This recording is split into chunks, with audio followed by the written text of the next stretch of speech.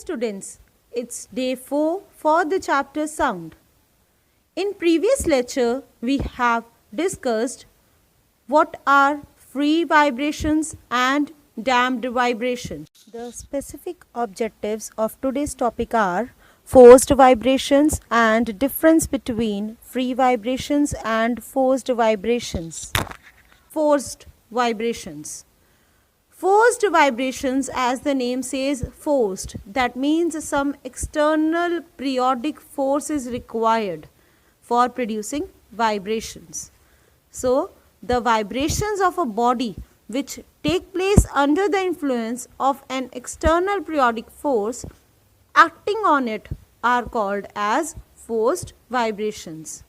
The body executing forced vibrations is thus acted upon by three forces. First is restoring force, that is coming back to their original position. Next is frictional force, that is the opposing force which all the moving objects possess. And the last one is external periodic force. Now next is examples of forced vibrations. When the stem of a vibrating tuning fork is pressed against the top of a table, the tuning fork produces forced vibrations in the tabletop. Actually, the tabletop has a large surface area as comparative to a tuning fork. So, it will produce a louder sound. As more the surface area, more loud sound is produced. And more louder sound means it has got greater energy. So, that energy will be provided to the vibrating tuning fork, which will provide the forced vibrations to a tuning fork. Second is the vibrations produced in the diaphragm of a microphone sound box with frequencies corresponding to the speech of the speaker are forced vibrations. Students, whenever a speaker is giving a speech, the air molecules that are vibrating, they provide an external periodic force to the diaphragm of a microphone. Hence, it's an example for forced vibration. In a guitar, when an artist plays on its strings by his fingers, the vibrations in them cause forced vibrations in the air enclosed in its hollow box. You must have seen students' guitar. Inside the guitar there is a hollow box, and whenever an artist pluck its strings, that vibrations provide an external periodic force to the air molecules which are present in that hollow box, which is an example for forced vibrations. Now next is difference between free vibrations and forced vibrations.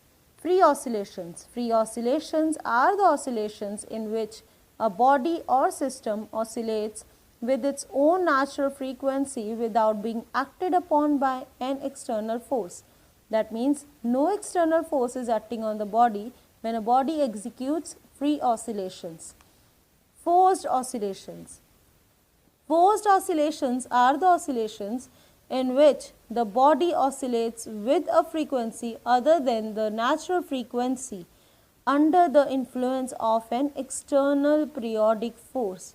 So, when an external periodic force is applied on a vibrating body, it executes forced oscillations. Next is free oscillations diminish gradually.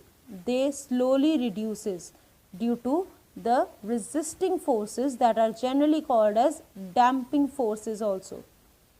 Forced oscillations persist as long as the body is acted upon by an external periodic force.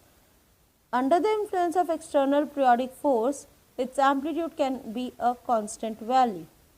For example, when you push a swing just once, it oscillates at its own natural frequency if it is in vacuum. So, it acts as a free oscillator. And forced vibrations, if you push the swing each time it slows down, it will continue to swing because external force is applied to it, so it becomes a forced oscillator. This is all for today. Thank you.